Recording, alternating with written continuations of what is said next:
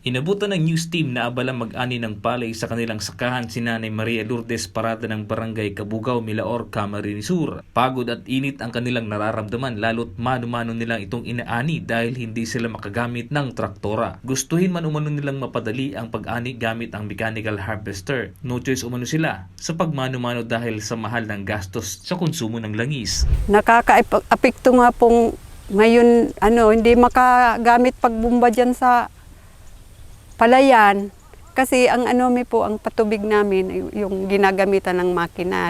Kailangan mo gasolina.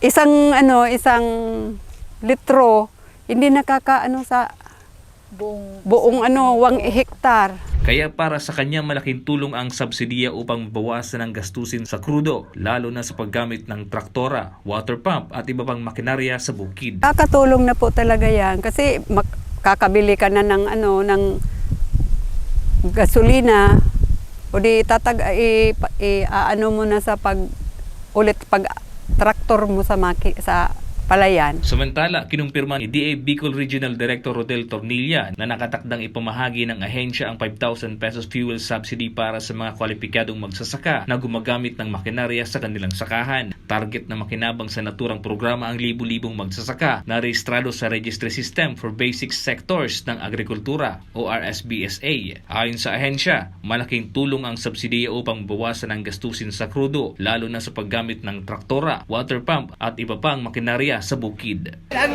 inot kong malatawanan na dyan, si fuel subsidy, ang malatawanan ko katong inot, si mga farmers na may nakarehistong makinarya sa DA. So 5,000 pesos po per farmer ang may tatawanan. Nick De La Cruz, CSN.